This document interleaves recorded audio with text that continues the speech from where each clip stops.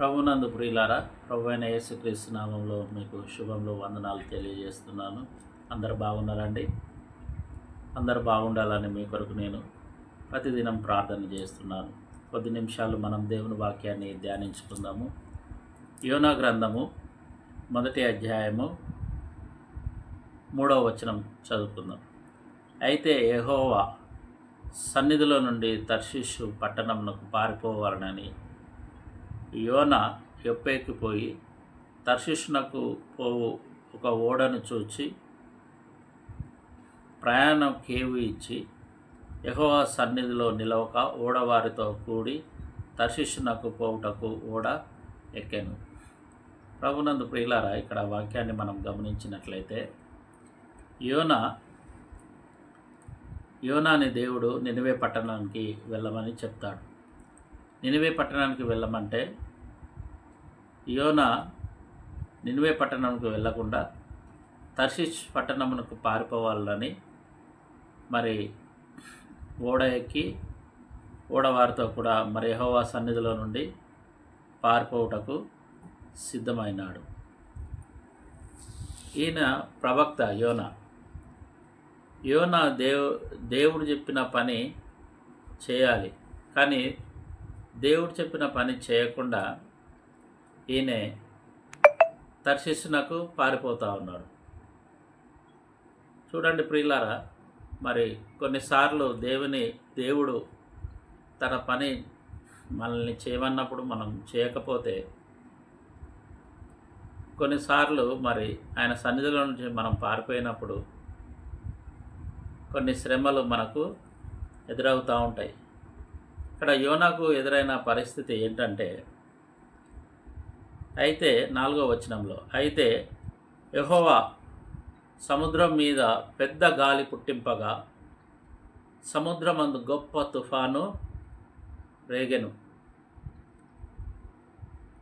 ఓడ బద్దలైపోవు గతి వచ్చెను.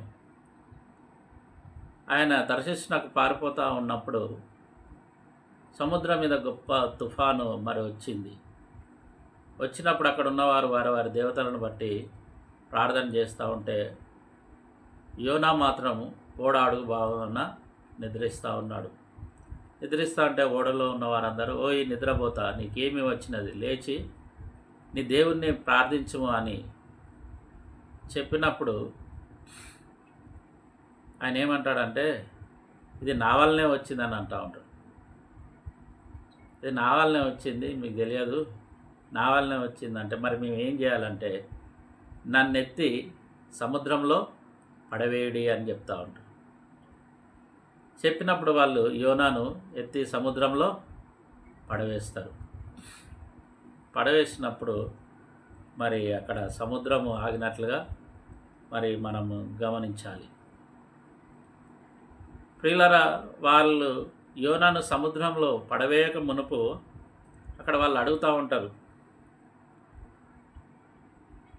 నీ వ్యాపారం ఏంటి, నీవెక్కడి నుండి వస్తున్నావు, నీ దేశమేదో, నీ జనమేదో, ఈ సంగతి అంతే మాకు తెలియజేయమనగా అతడు వారితో ఇట్లాను, నేను హెబ్రీయుడను, సముద్రమునకును భూమికిని సృష్టికర్త అయి ఆకాశమందుండు దేవుడై ఉన్న యెహోవా యందు నేను భయభక్తులు గల వాడనై ఉన్నాను.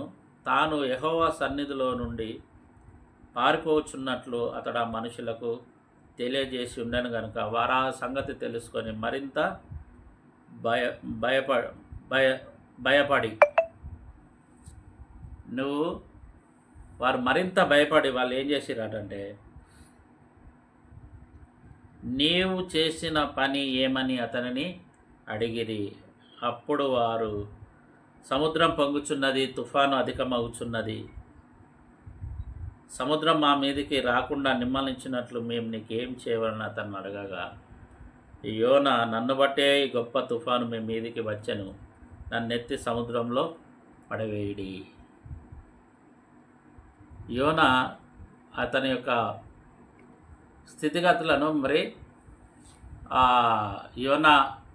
యోనా వారికి చెప్పడం జరుగుతూ ఉంటుంది. అయితే మరి ఇప్పుడు నేను ఏం చేయాలి అని అన్నప్పుడు యోనా అంటాడు, నన్ను ఎత్తి సముద్రంలో పడవేయండి అన్నప్పుడు వాళ్ళు ఎత్తి సముద్రంలో పడవేస్తారు. పడవేసిన తర్వాత ఒక గొప్ప మత్స్యము యోనాను మింగుటకు దేవుడు అక్కడ రెడీగా ఉంచుతాడు. అది వచ్చి యోనాను మింగుతూ ఉంటుంది, ప్రియులారా, మింగేస్తుంది. అయితే వాక్యం ఏమంటా ఉన్నదంటే,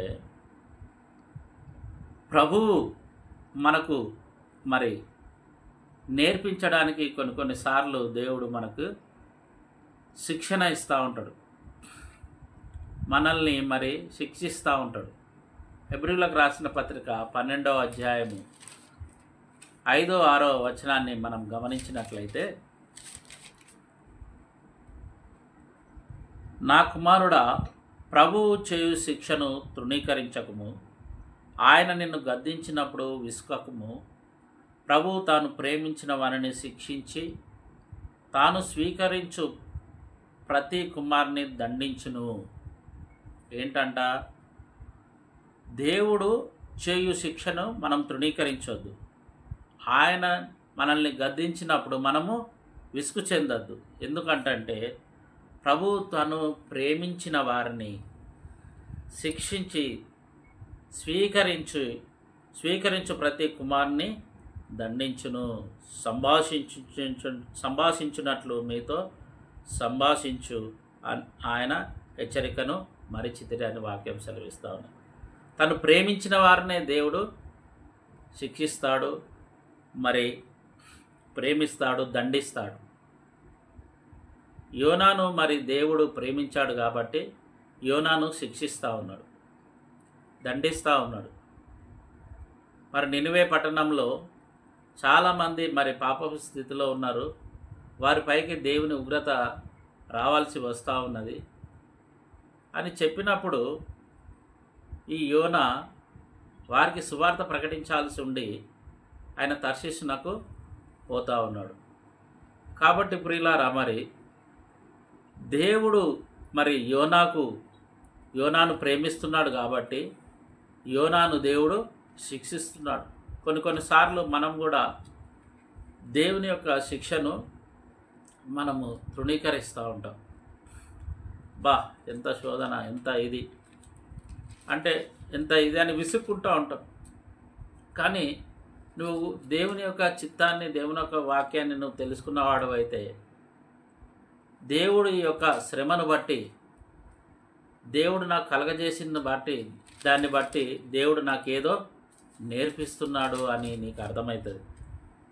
కానీ నువ్వు పై సంగతులను చూసినట్లయితే ఈ ఆధ్యాత్మిక కోణంలో నువ్వు చూడకుంటే నీకేమీ అర్థం కాదు. యోనాకు తెలుసు, నేను దేవుని సన్నిధిలో నుంచి నేను పారిపోతున్నాను, ఇది నా వలనే కలిగిందని యోనా అనుకొని, యోనకు తెలుసు కాబట్టి యోనా నన్నెత్తి సముద్రంలో పడవేయడని చెప్పాడు. మరి యోబు గ్రంథము 5వ అధ్యాయం మనం గమనించినట్లయితే, ఆయన గాయపరిచి గాయమును కట్టును, ఆయన గాయము చేయును, ఆయన చేతులే స్వస్థపరచును. 6 బాధల నుండి ఆయన నిన్ను విడిపించును, 7 బాధలు కలిగినను నీకు ఏ కీడు తగలదు. క్షామకాలమున మరణం నుండి, యుద్ధంన ఖడ్గ బలము నుండి ఆయన నిన్ను తప్పించును. ప్రభునందు ప్రియులారా, ఇక్కడ మనం ఆలోచించినట్లయితే దేవుని వాక్యం ఏం చెప్తా ఉన్నదంట, ఆయనే గాయం చేయును, ఆయన చేతులే స్వస్థపరచును. కొన్నిసార్లు మనం దేవుని యొక్క మాటను వినప్పుడు దేవుడే గాయపరుస్తూ ఉంటాడు. ఎందుకంటే ఆ గాయాన్ని బట్టి నువ్వు నేర్చుకోవాలని. ఎప్పుడైతే గాయము ఒక మనిషికి అవుతుందో ఆ గాయాన్ని బట్టి మనిషి కొంత నేర్చుకుంటూ ఉంటాడు. ఆ గాయంలో నా పరిస్థితుల్లో దేవుడు అతనితో మాట్లాడుతూ ఉంటాడు. కొన్నిసార్లు మనము మన మన పిల్లల్ని కొడితే, మారం చేస్తూ ఉంటే, మరి మంచిగా చెప్తా ఉంటే వినరు. మనం వాళ్ళని కొట్టినప్పుడు వాళ్ళు మన మాట వింటారు. దేవుడు అలాగే చేస్తూ ఉంటాడు. దేవుడు అంటా ఉన్నాడు, ఆయన గాయం చేస్తాడు, ఆయన చేతులే స్వస్థపరుస్తాయి.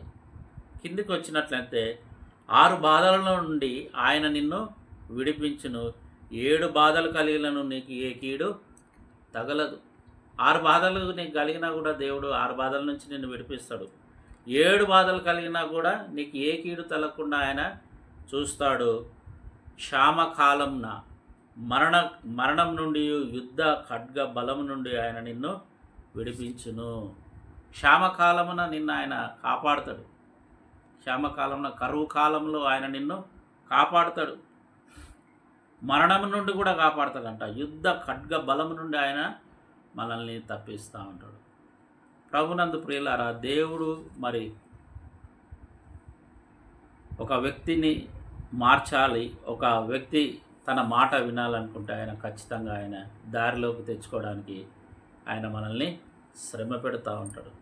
ఇది కొంతమందికి అర్థం కాక ఆ దేవుడు యొక్క శిక్ష నుంచి వీళ్ళు తప్పించుకొని పోతూ ఉంటారు.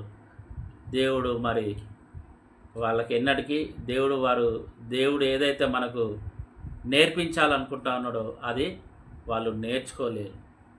కాబట్టి ప్రియులారా, మరి యోసేపును మనం గమనించినట్లయితే ఆదికాండము 40వ అధ్యాయము 5-7 వచనాలను మనం గమనించినట్లయితే యోసేపు యొక్క జీవితంలో మరి జరిగిన సంఘటనలు, అతని అన్నదమ్ములు మరి అతన్ని అమ్మేసినప్పుడు మరి తనకు కలిగిన బాధలో వేదనను ఆయన గుర్తు తెచ్చుకుంటూ ఉంటాడు. మనం 45వ అధ్యాయము మరి ఈ 5వ వచనం 7వ వచనం 5 నుంచి 7 వచనాలు మనం చూసినట్లయితే, ఆయనను నేను ఇక్కడికి వచ్చినట్లు మీరు నన్ను అమ్మివేసినందుకు దుఃఖపడకుడి, అది మీకు సంతాపం పుట్టనీయకుడి. ప్రాణరక్షణ కొరకు దేవుడు మీకు ముందుగా నన్ను పంపించెను. యోసేపు ఏమంటా ఉన్నాడంటే, మీరు నన్ను పెట్టిన శ్రమను బట్టి మీరేమీ బాధపడకండి, ఏడవకండి. ఎందుకంటే ఇలాంటి బాధ, ఇలాంటి ఒక రోజు వస్తుంది అని దేవునికి తెలుసు. కాబట్టి దేవుడే నన్ను మీ అందరికంటే ముందుగా ఇక్కడికి పంపించినాడు అని యోసేపు మాట్లాడుతూ ఉన్నాడు. అవును ప్రియులారా, మరి యోసేపు జీవితంలో మరి అతన్ని చంపేయాలనుకున్నారు.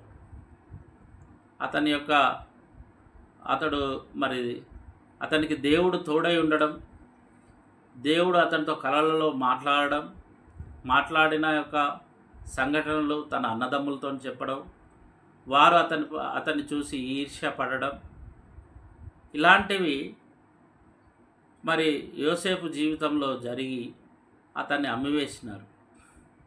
కానీ ఆ యొక్క శ్రమ వారి యొక్క కుటుంబానికి దీవెనకరంగా మారిందని యోసేపు అంటా ఉన్నాడు. కాబట్టి ప్రియులారా, శ్రమ కలిగినప్పుడు మనము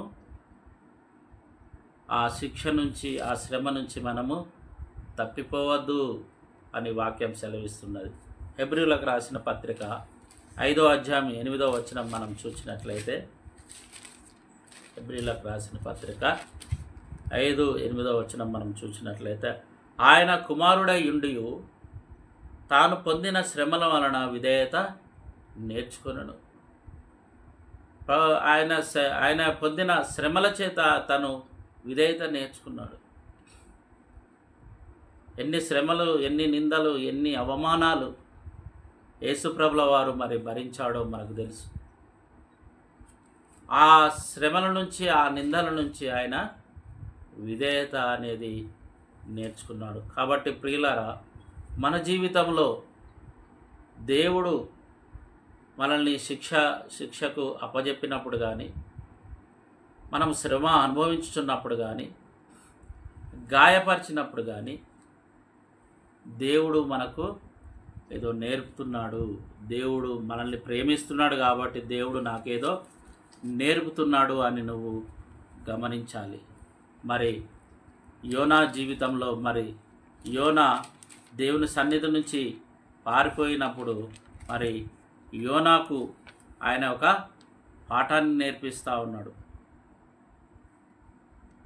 మరి ఇక్కడ 1,25,000 జనాభా కలిగిన ఆ నినివే పట్టణాన్ని రక్షించడానికి యోనాను శిక్షించి మరలా తనకు పశ్చాత్తాపము కలుగునట్లుగా, యోనాకు పశ్చాత్తాపము కలుగునట్లుగా చేసి తిరిగి మళ్ళీ ఆ గొప్ప మత్స్యము నుంచి నోటి నుంచి బయటపడినట్లుగా దేవుడు చేసినాడు ప్రియులారా.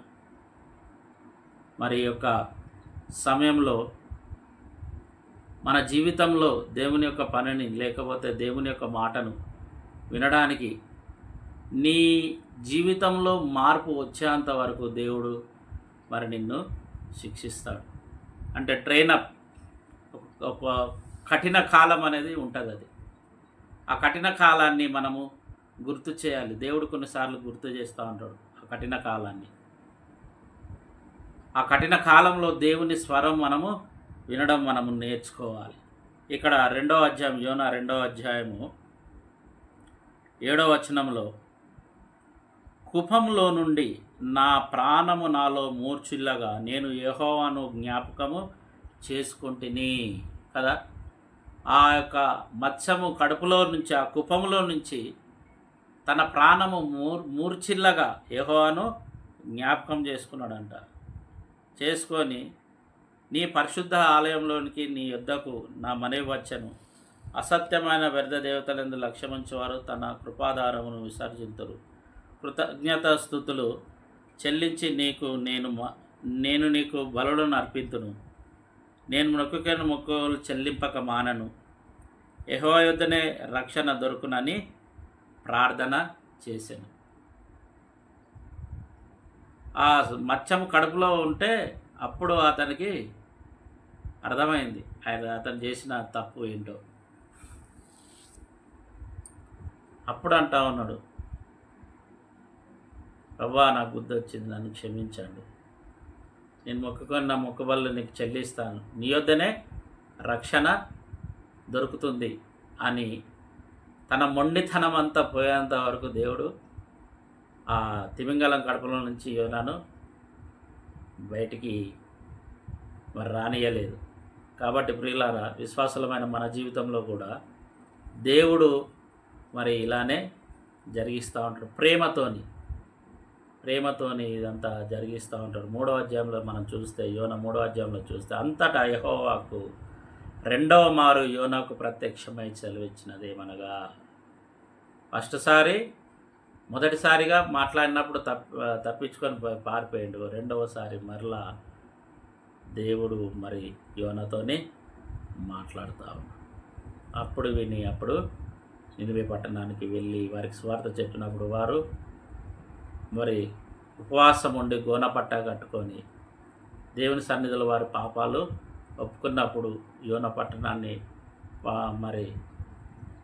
పట్టణాన్ని దేవుడు శిక్షింపక వారిని కాపాడడం మనము ఈ వాక్యంలో, మనము ఈ గ్రంథంలో చూస్తూ ఉంటాం. కాబట్టి ప్రభునందు ప్రియులారా, దేవుడు తాను ప్రేమించిన వారిని శిక్షిస్తాడు. ఎందుకంటే నువ్వు ఆయన మాట వినాలని, నీవు మరి ఆయనకు లోబడి జీవించాలని, ఆయన తన కార్యాన్ని నీ ఎడల నెరవేర్చుకోవాలంటే నీవు ఆయన తట్టు చూడాలి, ఆయన వైపే తిరగాలి, ఆయన మాట వినాలి. వినకపోతే నీ జీవితంలో కూడా మరి యోనాకు జరిగినట్టుగా నీకు జరుగుతూ ఉంటుంది. కావున ప్రభునందు ప్రియులారా, దేవుడు మనతో మాట్లాడినప్పుడు, దేవుడు మనకు ఏదైతే పని అప్పగించినప్పుడు ఆ పని చేయకపోతే ఇలాంటి శ్రమలే మనకు ఉంటాయి. సంభవించినప్పుడు పగతోని కాదు, ప్రేమతోని ఆయన నిన్ను తన వైపు తిప్పుకుంటూ ఉంటాడు. ఈ కృప దేవుడు మనందరికీ కలగజేయను గాక. ఆమేన్.